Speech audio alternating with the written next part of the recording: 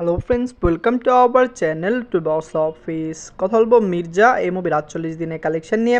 কথা বলবো রাজকুমার এই মুভির 48 দিনের কালেকশন নিয়ে। আপনারা জানেন সুপারস্টার সাকিব খান স্যার, যিনি বাংলাদেশের সবচেয়ে বড় সুপারস্টার। বাংলাদেশের দর্শকরা যাকে খুবই বেশি ভালোবাসেন, পছন্দ করেন, তার রাজকুমার কিন্তু সকলত্র ভালো কালেকশন করেছে। ফ্যামিলির সাপোর্ট, ভালোবাসা পেলে মুভিটি বক্স অফিসে আরও বেশি আয় করতে পারে। কথা বলবে এই দুইটি মুভির কালেকশন নিয়ে। ভিডিও ভালো লাগে তো লাইক করবেন, এবং এখন যদি বক্স অফিস ব্লগ বা চ্যানেলটি সাবস্ক্রাইব না করে থাকেন, সবার আগে সকল মুভির latest update plus box office collection জানার জন্য আমাদের চ্যানেলটি সাবস্ক্রাইব করে নেবেন।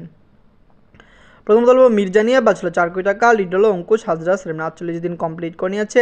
অঙ্কুশ হাজরা স্যার অভিনীত মির্জা ফিল্মটি একটি ব্লকবাস্টার ফিল্ম। বাংলার দর্শকরা এই মুভিকে অনেক বেশি সাপোর্ট করেছে, ফ্যামিলিয়ান্স এই মুভিকে সাপোর্ট করেছে। মির্জা এসেছে সকলত্র মুভিটি ভালো কালেকশন করেছে। যদি মুভিটি সাপোর্ট পায় তাহলে আমার মনে হয় লং টাইম রানে মুভিটি বক্স অফিসে 6 কোটি রুপি প্লাস বিজনেস করবে।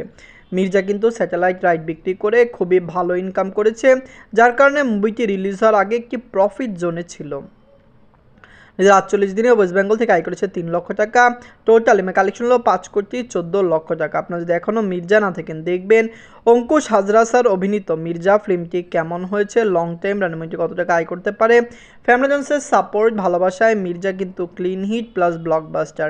আমরা এক্সপেক্ট করছি মুভিটি লাইফ টাইম আরও ভালো আয় করবে।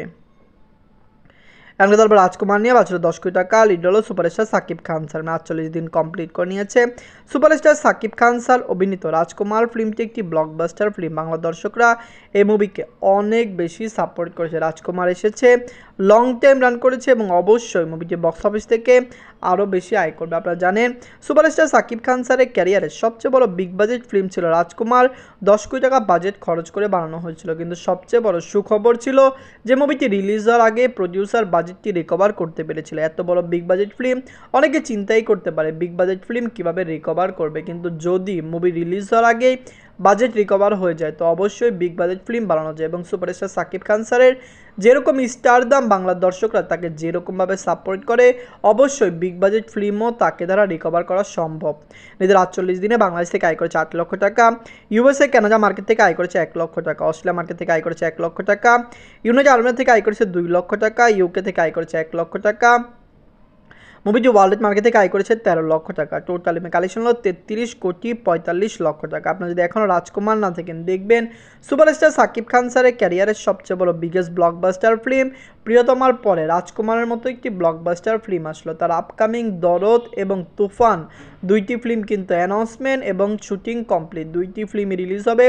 তুফান আপনারা জানেন সবাই বলছে যে কোরবানিতে রিলিজ হবে, হতে পারে কোরবানিতে মুভিটি আসতে পারে, কিন্তু এরপরেই 2 মাস পরে কিন্তু আপনারা জানেন দরদ আসবে। তো অবশ্যই দুইটি ফিল্ম বক্স অফিসে একটি ব্লকবাস্টার কালেকশন নিতে পারবে। ধন্যবাদ।